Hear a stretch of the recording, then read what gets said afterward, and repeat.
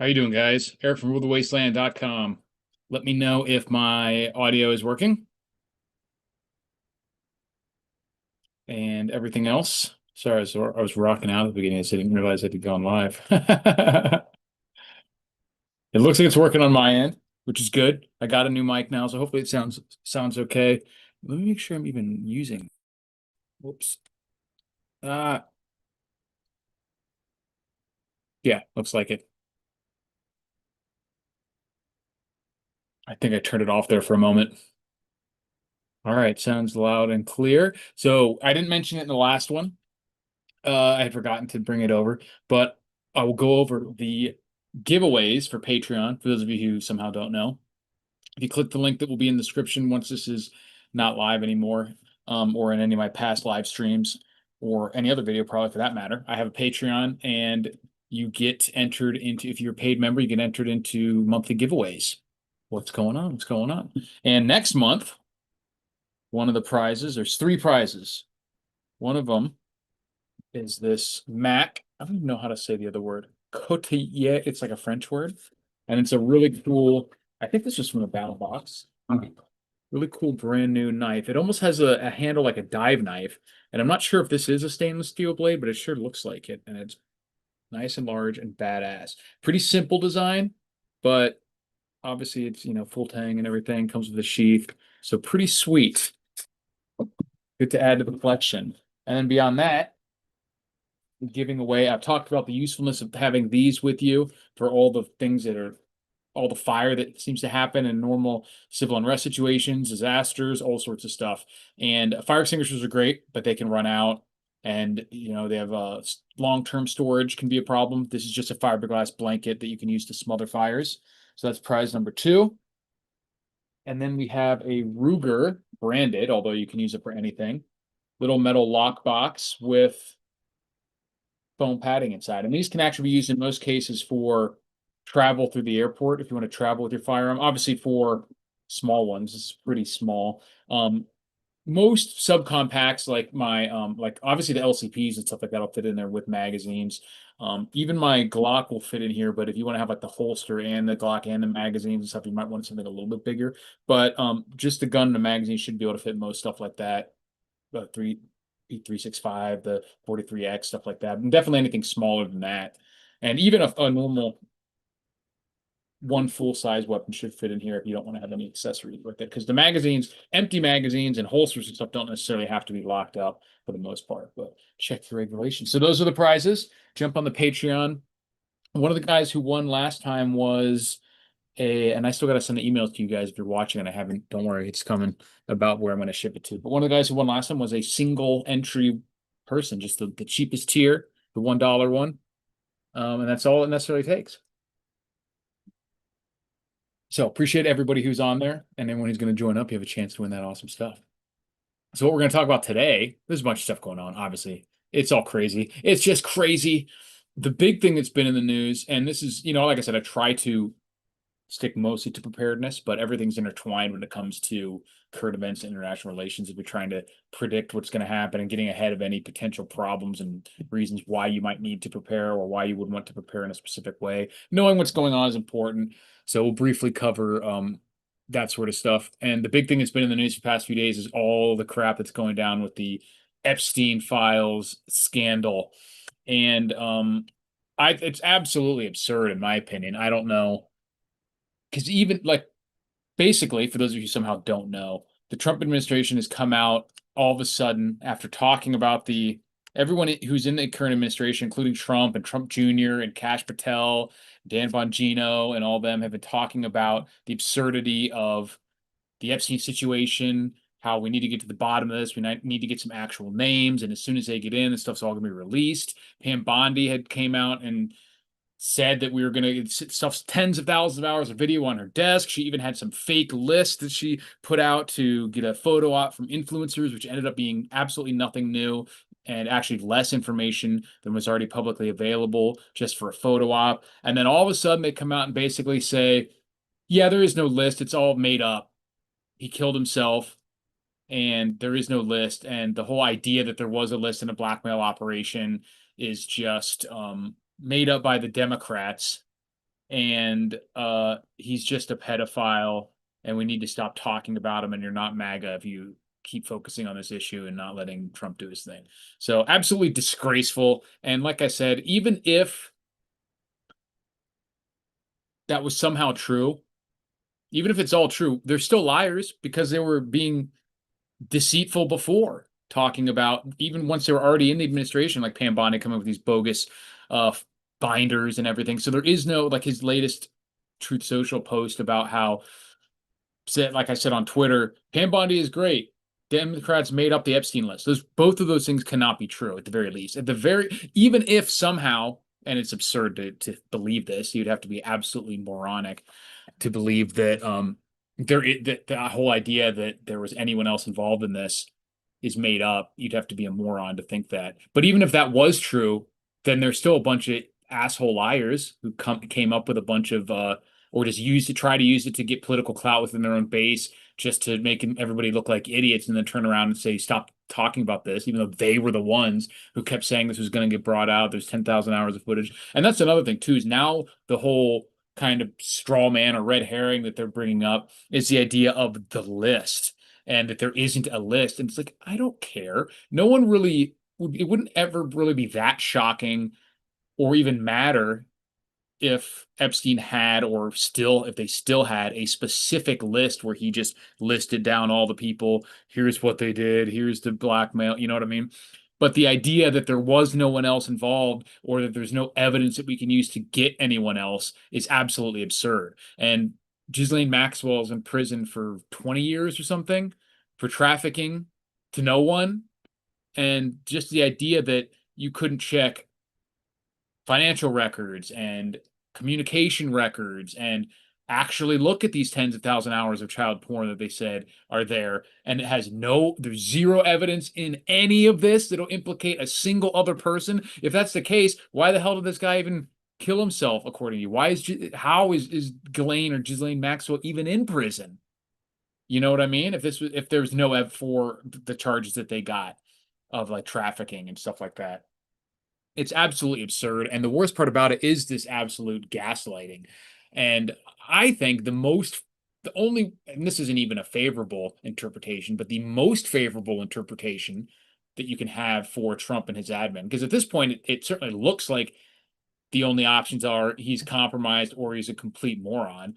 But I guess the quasi third option, and he's still deceptive and doing this in a stupid way, the only like moderately positive, not even positive, but just the least terrible kind of explanation is that once they looked at everything, they realized that it would just, there was such a trove of data, and all the actual evidence had been picked through or cleaned by Epstein's lawyers. They didn't raid his island until like days after he died, and all this other really, really shady stuff that is just completely past the point of being over, conclusive in my point that there's other things going on here than just a single, pervert.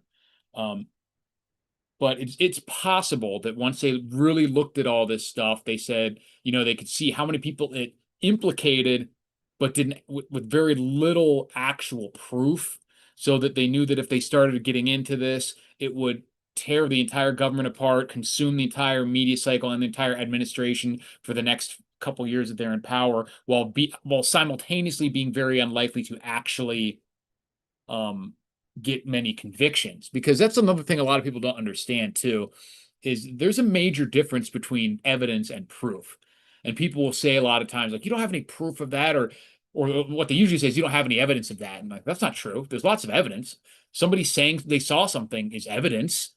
There's all sorts of things that are evidence, whether it's testimonial evidence, where, eyewitness evidence. You could have circumstantial evidence. You could have things that lead you to point to a certain conclusion without it being actual proof. And that's my guess, is that there's kind of a ton of evidence there. And just like people always talk about Trump being on the flight logs, he was on flight logs, but not to the island. They were just domestic flights to and from like New York and some other places, because that was his whole game. Epstein's was to get into these circles of rich and famous people, start doing things for them, start getting them involved in his parties and his flights, until he could figure out what they were about and maybe get them involved financially, or get them to owe him money, or want, and then go beyond that into the illegal stuff. So it never really was meaningful. That's why he has pictures with everyone. That's why both sides of the aisle are fighting and showing pictures of Epstein with the other guy, and then they get shown pictures of Epstein with their guy and all this other stuff. So just because someone was had dealings with Epstein doesn't necessarily mean that they did anything illegal. But it doesn't look good knowing that what we know about him. And then you have people like Bill Gates and Bill Clinton, who, we know actually went to the island many, many times, and it's extremely unlikely, in my opinion, not even possible that they weren't involved in knowing what we know about them otherwise, too, that it's almost impossible that they weren't involved in something nefarious. But like I said, even proof that they went to the island isn't proof that they actually did anything. So it's going to be very hard, I think, to go through all that and actually get, and that's probably what's happening in my book. But that is not at all a reasonable excuse for handling it in the way they did and coming out with this absolutely shameless gaslighting and trying to pretend like, because now they're just lying about it. And it would have been, regardless of what the truth is, if they weren't retarded, they could have said that exactly what I'm saying to you now, and we all would have believed it because that's what I already assumed was the case, that it would be extremely hard to wade through all that. But I think it's inexcusable to not get a single charge or a single even accusation against any other single individual, just knowing what we know about the size and scope of this operation. My guess is that the obvious implications of its intelligence agencies, whether that's CIA or Mossad or anything, it's probably all that in there with being very little actual proof. It's probably like just a mountain of evidence that makes it very clear what's going on, while at the same time making it very difficult to actually go into court and get. Even Diddy got away with the worst charges of what he was doing. So, and we know that they had people going in and clearing out, and they even let the FBI let Epstein's lawyer take away all that evidence from his house in New York and be like, hold it for them, and then bring it back when they asked for it. It's a complete, inexcusable shit show. And it would have been so easy, regardless of whether Trump's motives are, and his admins are good or nefarious, it would have been so easy for them to point to that and be like, if he had just come out and been like, look, guys, we got into this. We were really gung ho about finding this, but I just want to let you know that this has been absolutely rat fucked pile of evidence by the bad guys, and we're going to do our best, but it's going to be, I'm just from what we can see here, all the stuff that's been really conclusive has been destroyed and pilfered, and it's going to be very hard to get any real convictions out of this, let alone of the people that are super important and powerful. And there's no reason why we all wouldn't have bought that, because that's probably true. So at the very least, like I said, we know that Trump's at least an idiot.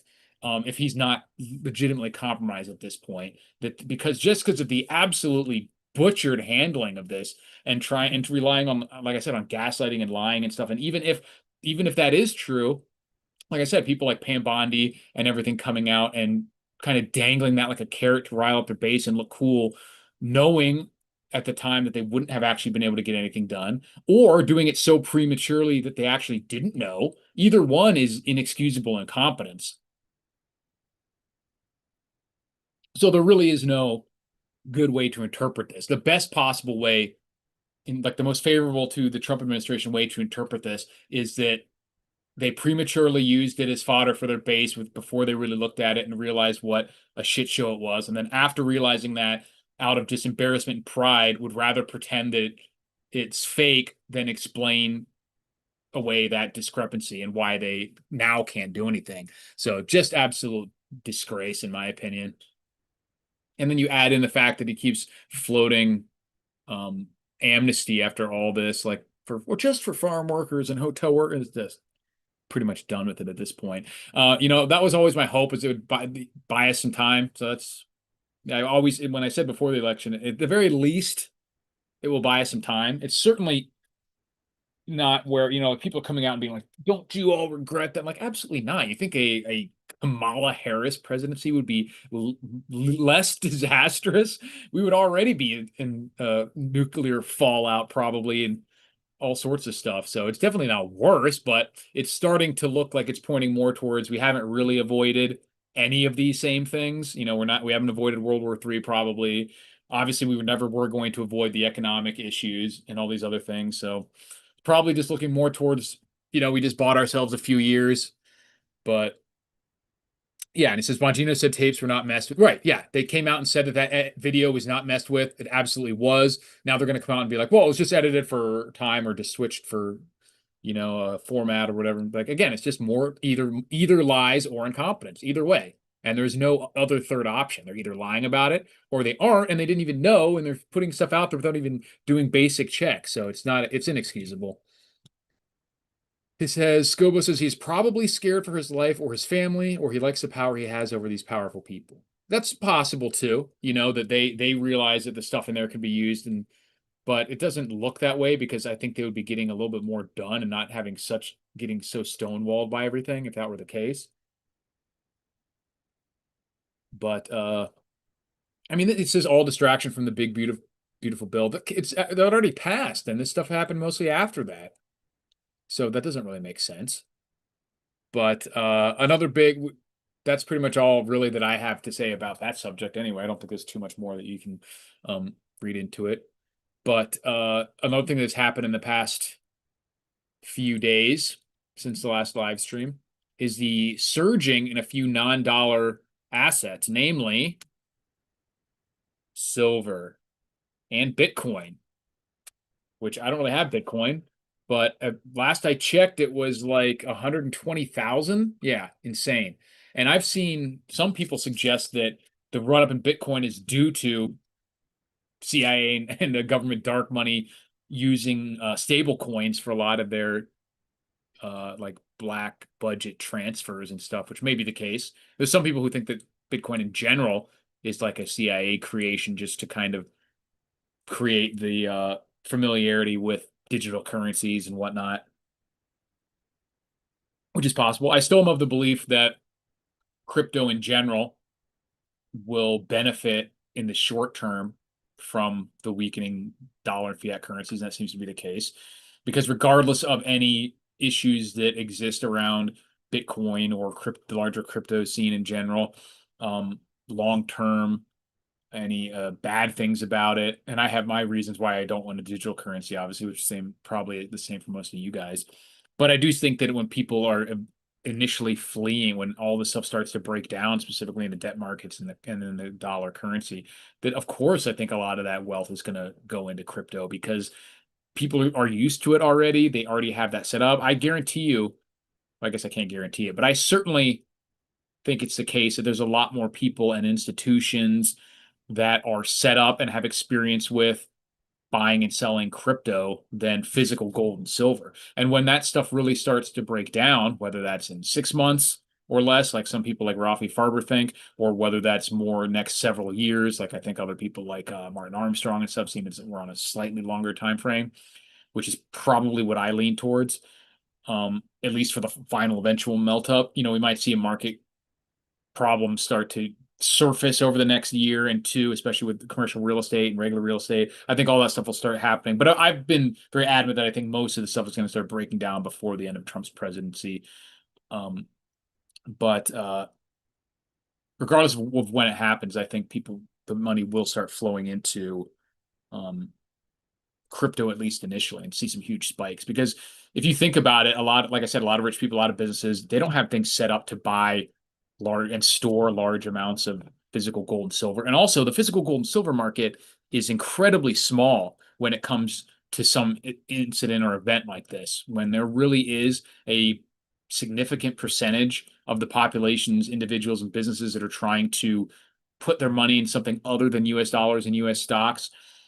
There is not enough physical gold and silver, and that market will just instantly dry up like within a matter of days. I think a couple days there just won't be any left to buy. Whereas the crypto markets can absorb almost an infinite amount of money just because of how divisible it is and how there's it's the buying and selling can happen so much more quickly than with physical gold and silver. Um, but yeah, people are just not going to sell the physical gold and silver at all. And but with crypto, you have all of a sudden Bitcoin will spike up. People will go down to Ethereum too. Then they'll drop into the next few. Like I don't even know what's next. Litecoin, XRP, all that stuff. So it'll all, and then all the altcoins do will spike up. Everything will spike as people try to realize that they can't get any gold and silver. They already have accounts with Coinbase and with all these other places. They already maybe have bought and sold crypto before, where most people have not bought and sold physical precious metals, don't know what is what, don't know if they're getting ripped off or whatever. So, but yeah, silver's up there near 40 bucks. And I'm not happy about that because I want to buy more. So I see all these people rejoicing, and I'm like, the only reason this stuff is going up is because everything else is dying. And I want a chance to buy more. And I'm actually getting freaking stressed out that I'm not going to be able to buy as much as possible because I don't have enough money. And yeah, we got 38.47 for silver, 33.65 for gold. Platinum is surged like 50% this year, I think, but it's still less than half of what gold is, which a lot of people are saying they think that's going to trend back towards more historic, where it's at least around the price of gold, if not higher. I don't know anything about that. I'm sticking with mostly physical gold and silver, so we don't have to worry about it because we know it's going to happen with that. But that applies to all commodities too. And more and more and more, I'm thinking like arable land is the big bet, the real big bet. It's just a lot harder because you can go out and you can put 150 bucks or 300 bucks into some bars of silver. You can't really buy 300, 500, even $5,000 worth of farmland. Um, and even if you could, there's transaction costs, there's carrying costs. But if you have any sort of serious assets, I think that's certainly what I would do. It's not financial advice. But if I had, hundreds of thousands or more than that, I would certainly try to buy some farmland and just even just lease it out to people who can raise cattle or sheep or whatever on it now. That happens a lot because that is definitely one thing that no matter what happens, people are going to need food. They don't make any more of it. Even with gold and silver, they're continuing to pull more and more of it out of the ground as we go on. That doesn't really happen with land, and especially with land that can actually produce food. Like it's not like you can just go out in the desert here and buy an acre and actually get any sort of serious food off of it. So that's, I think, is the play. Let me read some of your guys' comments.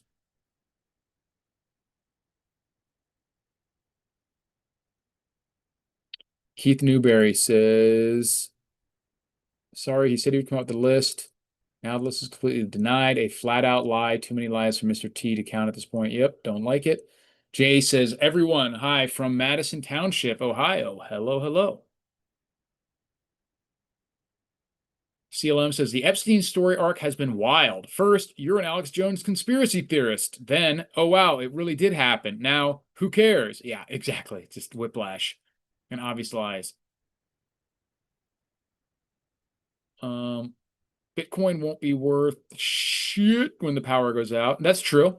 But like I said, I don't think that there is nothing that I have to say about any sort of like asset protection, wealth protection, or anything will um didn't ever disregards, I'm trying to think of the word, or goes against the fact I'm saying like basic preparations. This is all for stuff after you have your basic preparations, after you have basic amount of food, water stored, toiletries and medical supplies, a little bit of fuel or energy source, protection, and medical supplies, all that stuff, all that basic stuff that you're going to need no matter what.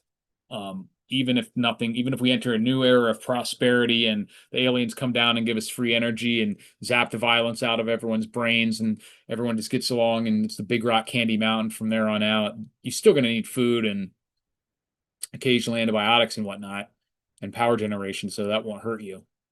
But it's beyond that. There are people who might have a little bit of money left over and they don't want to store their entire wealth in stag chili. So then it's what you do beyond that. And like I said, not all scenarios involve power outages. I certainly think the play is physical precious metals and, like I said, physical land and pretty much every other commodity for that matter. But these are just at the top of the list. But there's most scenarios where the entire worldwide grid hasn't gone down, and you can store your Bitcoin in hard wallets and things like that. So even if you get the power outage, relatively major shit hit the fan where you're at, that doesn't mean that Bitcoin and crypto and everything else has just gone to zero everywhere or that it's never going to be worth anything. That's why diversification and that stuff is so important.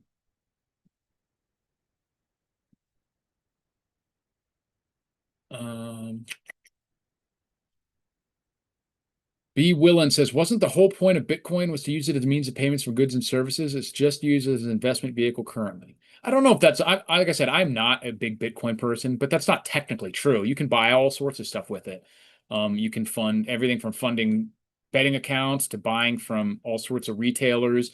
There's entire like communities set up around, in Costa Rica and a few other places in the US and stuff that are just set up around pretty much only using Bitcoin.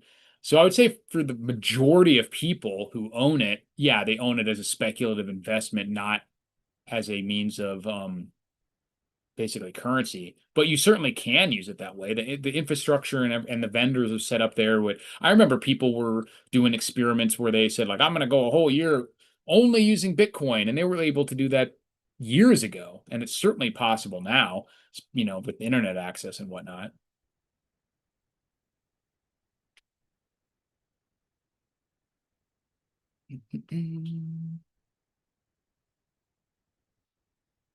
CLM says controlled by nodes in the blockchain. Information is out there. You should inform yourself.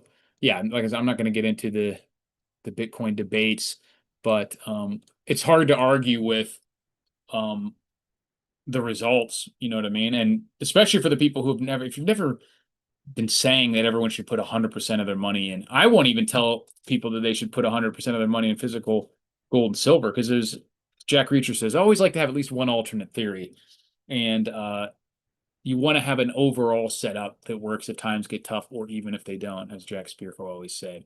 But I mean, you can't argue with the results of the people who've been putting 1, 2, 3, 4, 5% of their net worth in Bitcoin. They've done extremely well for themselves, extremely well. And you can't argue that that's like some huge risk either, because you can do that with all sorts of individual stock. I mean, it's no different than people. It's weird to me that people will like attack and go after as being so stupid all the people who have significant, not even 100%, but even just like 10, 20, 30% of their net worth in something like gold and silver or Bitcoin or whatever. But they never seem to worry or wonder about why people like Elon Musk and Jeff Bezos have damn near 100% of their wealth in a single stock. Like, yeah, it's their company, but only because they own all the stock. It would be no different than me going and putting 100% of my money in Tesla. Everyone would say that was dumb, but they don't seem to think it's dumb when it's the richest people who have billions of dollars, hundreds of billions of dollars in Tesla stock Elon Musk has. Um, so yeah, I don't know why I would never put 100%. I think there are too many scenarios in which Bitcoin can suddenly become way less in the value and lose a ton of your purchasing power. And there's almost zero scenarios where that happens to gold and silver. There's still a lot where they might go down in nominal terms, even by a lot, maybe, especially in the short term. But there really isn't any realistic scenarios where all of a sudden you wake up one day and gold's worth zero, or silver's worth zero, where that is possible with any of the cryptocurrencies. Especially in a major SHTF scenario, like people have pointed out. But like I have also pointed out, you don't want to just plan exclusively for that. You don't even want to plan mainly for that. In fact, I think most of our preparations and our planning should be for scenarios that life goes on, more or less normally. Yeah, I'm not even talking about gold confiscation because that doesn't make your gold. That actually makes your gold worth more because that's always localized. You just can't realize those gains legally or right away or maybe in the same country, but it certainly doesn't make it go to zero. Anytime they make gold restricted like that, it would actually have the price go up. And you might have to, do dangerous or illegal things to realize that equity, but it doesn't make it go to zero. But there are various types of scenarios where crypto as a whole, or Bitcoin specifically, even more so, could go to zero. Whereas if they did make it illegal, it's a lot harder to illegally sell Bitcoin than it would be to illegally sold gold. Just because of it's not crypto is not anonymous almost ever, which is one of the main things I don't like about it, is that it really does it with maybe a few minor exceptions out there. I'd have to look more into like Monero and stuff like that. But even still, if you're using the internet, if you're using a digital device or an electronic device, if you're using, things like that, then and if you're selling it and getting money in some other form, putting it in your bank account, like there is records and uh, of that are going to be available at some point, especially with the extent to which the government isn't able to have all these backdoors and everything. We saw what they did with all the social media companies, especially with the rise of AI, being able to look across all these transactions very, very quickly. Then yeah, it's not anonymous. SU says if you think that those billionaires don't hold gold, platinum, real estate, rare art, other stocks, you're nuts. They don't personally handle their money, and fiduciaries would let them not. Well, regardless, the point is they have most of their wealth in a single company. Of course, they have other things too. And that's probably why it doesn't really matter because even if they lost, even if Elon Musk lost 99% of his money, he's still a billionaire. So even if he only has 1% of his money in all those things you mentioned, that's $3 billion. So, oh well, poor Elon. So that's for the most part, that's why it doesn't really matter. And they just keep it because it allows them to have contain or continue having control of those companies. But the point stands.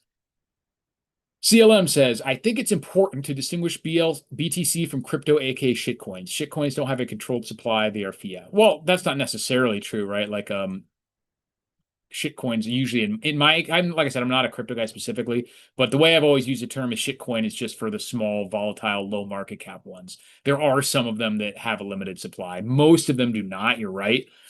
But not all of them are just infinite supply.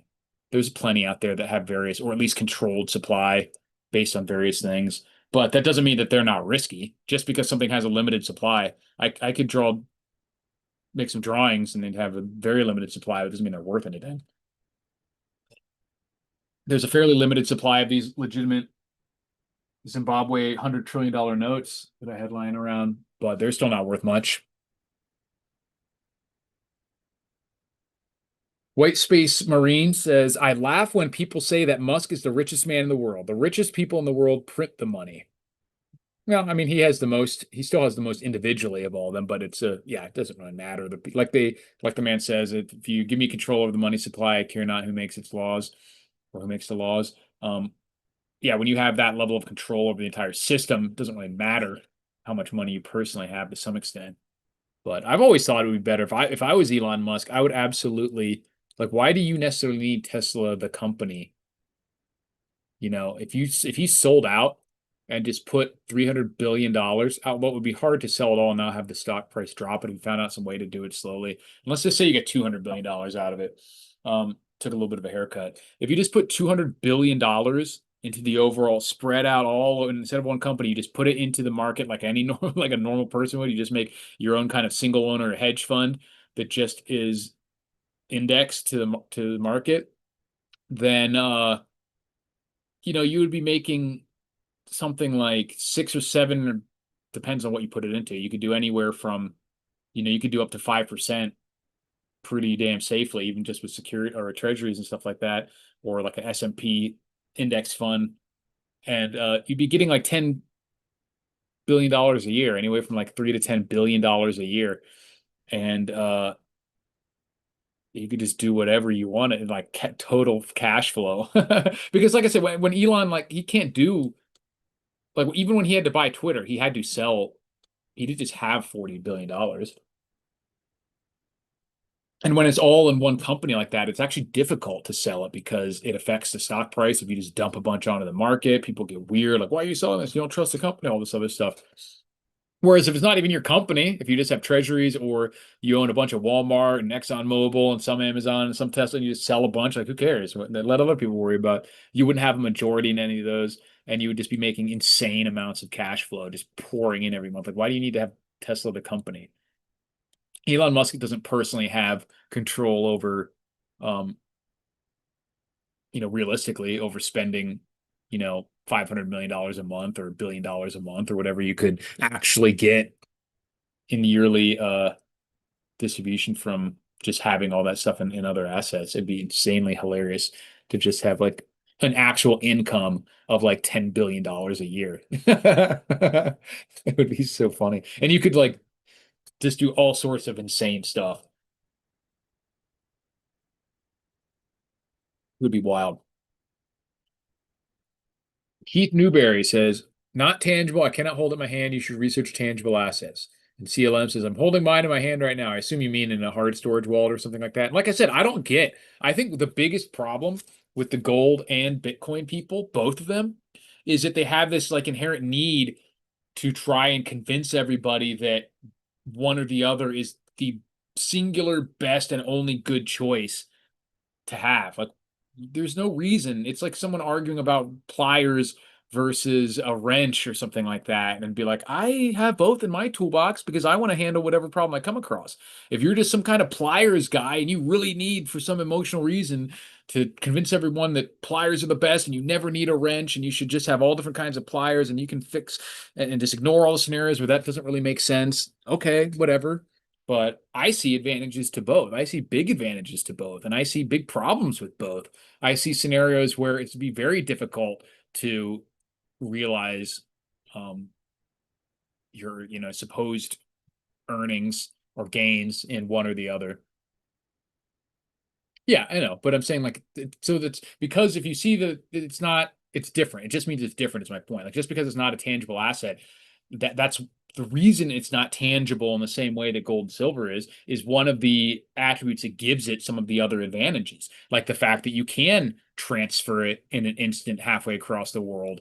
You don't have to physically carry it, things like that. So there are a lot of advantages to that, and so you don't necessarily want just another gold that has all the same properties. That gives it unique risks too.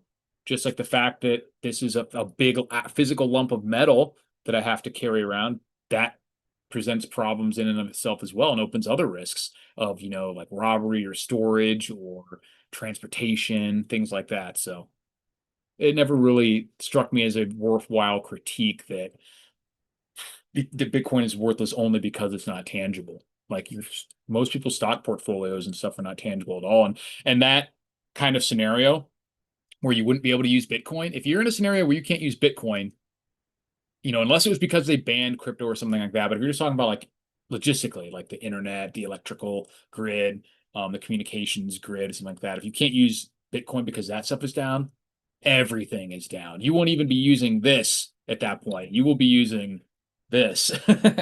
So I never was worried about that as a critique against Bitcoin because, like I said, it's just one of the scenarios where that plan is no longer plan A and you have to switch to plan B. And like I said, there is a bunch of scenarios where this wouldn't necessarily be plan A and you would need to switch to Bitcoin. As CLM says, yeah, your dollars are digital as well. If you have over 50K in the bank, try to get it all out in one day. We'll try to get 10K out in one day these days. Most banks will give you grief about that. Yeah, and then Silver Salvation says there's Versa for market success and failure. And that's the best possible solution. Because what a disaster it is, right? If they somehow manage to avoid what we all think is coming, that should be a great thing. And then you could have some people who are basically ruined because we don't get ruined as a country. Like what a disaster that is. Um, you don't want that to be the case. You want to be able to be happy if they don't, if everything doesn't melt down. You don't want to need a meltdown for your plans to make sense. You know what I mean? That's a disaster. SU says he was in the blackmail business, probably for the CIA, MI5, or the Mossad. Almost certainly. Probably all of the above.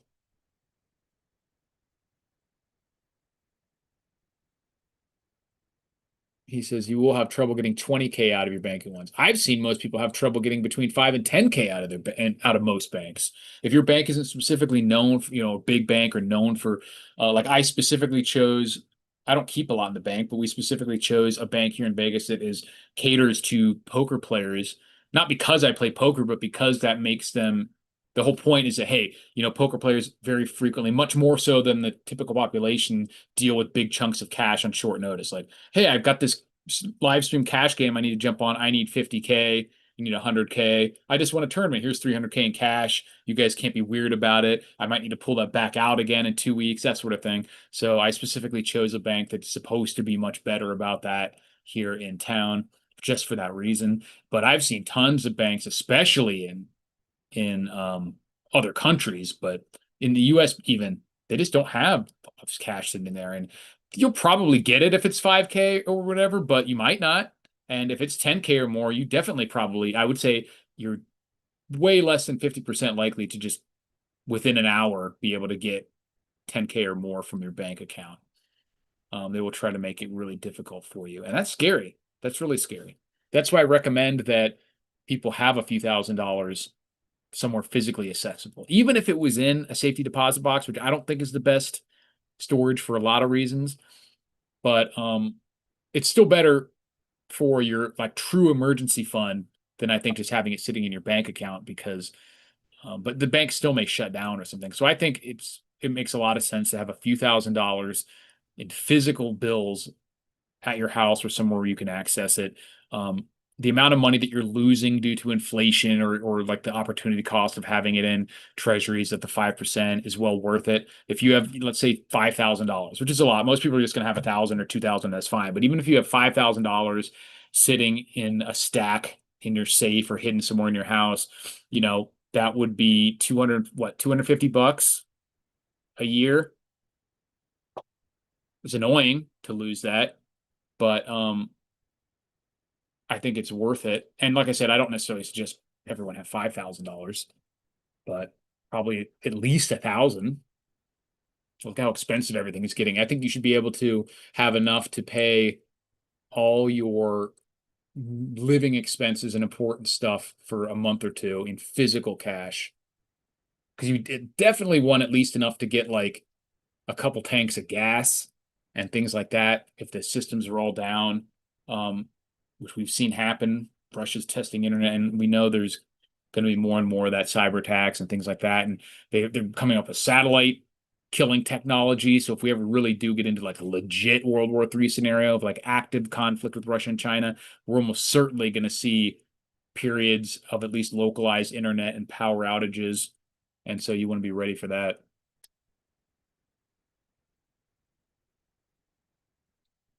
Hookers and blow for a month. Yeah, exactly. Can't go if it comes down to it, you want to have at least a month's worth of hookers and blows so you don't go into some kind of weird withdrawals. Destiny says, I found out yesterday that there is an FRT for a M249. The whole package for 3 gold peso coins. Decisions. You have to remind me what FRT is. I know what the 249 is. 3 gold 50 peso coins. I've always wanted one of those. 249 is pretty cool. The saw is fun also. It is a saw, right? Oh, forced reset trigger. Yes. Just get a real one, a fully auto one if you get the I always like the 240 Bravo. That was fun. Of course, the 50 cal would be my favorite, but maybe one day when I get rich. Yeah, that's cool. Yeah, 3 gold coins though, expensive. It's uses all you do with full auto is miss a lot, makes a lot of noise, and overheats your gun. I mean, that's true for mostly true for stuff like the AR-15s and Glocks and things like that, AKs. But I'm talking about if you got like an M249 or an M240, crew served weapons, you don't miss a lot. That's fine. You can write with those things if you got the tripod or the bipod and everything, or tripod. And you got someone feeding in the. It's actually really easy to hit stuff with those. I've had the pleasure of shooting a few of those off before. Fun stuff. And yeah, it's definitely, and that's where full auto really shines, is with the crew served weapons, belt fed. Um, yeah, it's a different beast because you can actually hit stuff. You can continue firing for more than, little bursts. I agree. The silencers definitely have real utility, and I'm really hoping they push for this Hearing Protection Act and get that stuff through, and not just eliminating the tax stamp. That's just a band-aid kind of solution. They need to get all this stuff off the NFA, or if even better, just revoke the whole NFA. That would be beautiful. So we'll see. We got some people. I know some people are pushing for that stuff, so we'll see if they're managed to do it. But if you got so many last minute questions, let me know. For those of you who came in late, this month's Patreon prizes for anyone who signs up by the end of this month for the paid Patreon link is in the description to pretty much all my past videos. We have this Mac brand new knife. It's got a kind of rubberized handle, almost like a dive knife. Really cool. Not too heavy. So that's one of the prizes. And we have a fire blanket. I've talked about how great these are for all these like civil unrest scenarios and disaster scenarios. You see people getting caught on fire, people throwing Molotov cocktails, throw this on them, and then you can actually smother the fire out. And then we have a Ruger branded lockbox that is not bad, works pretty well for carrying in airports because it's nice and small. And most like subcompact size guns are smaller, will fit in there, your P365s, your Glock 43X, and certainly your LCPs and stuff like that. So it's a pretty cool little lockbox. And also you can put it in your car if you want. It has a place here where you can attach a one of those cables in there and put it around a seat or something, so you can leave the weapon if you ever need to, and prevent people from just stealing it. So that works pretty well, or in a desk or anything like that with that ability to tie a cable on there. That works pretty well. So those are the prizes. Appreciate you guys watching. And yeah, stay prepped. Make sure you put your money into real stuff. And that includes Stag Chili and Spam. Never forget that. No matter how much I talk about gold and silver and these beautiful little nuggets forged in the heart of dying stars, you need fuel. And that includes food, water, and some stuff to protect it. So thanks for watching, guys. And I'll be making more videos soon. So see you then. Thanks for watching.